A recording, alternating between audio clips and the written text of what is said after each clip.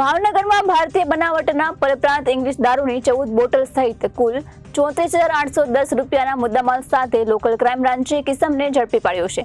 Police મહાનિરીક્ષક Gautam Parmar, Bhavnagar police અધિરક્ષક doctor Harshad Patel, Bhavnagar local crime બ્રાન્ચના પોલીસ ઇન્સ્પેક્ટર AR વાળા તથા LCB સ્ટાફના અધિકારી ભાવનગર શહેર અને ગ્રામ્ય વિસ્તારમાંથી દારૂ અને જુગારની પ્રવૃત્તિ નેસ્ત નાબૂદ કરવાની સખત સૂચનાઓ આપી હતી.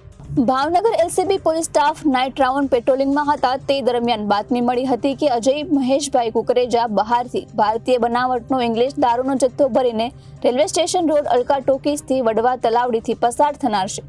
જે બાતમીના આધારે ચાવડી ગેટ પોલીસ ચોકી પાસે વોચમાં રહેતા ભારતીય બનાવટના ઇંગ્લિશ દારૂની કંપની seal pack for sale in Maharashtra state only લખેલી કંપની સિલપેક બોટલો સાથે એક ઇસમને ઝડપી પાડ્યો હતો. તેની વિરુદ્ધ ભાવનગર શહેર નીલમબાગ પોલીસ સ્ટેશનમાં પ્રોહિબિશનની અલગ અલગ કલમો હેઠળ ગુનો નોંધીને આગળની કાર્યવાહી હાથ ધરવામાં આવી છે. Reporter Firoz Malik, ABC news, Bhavnagar.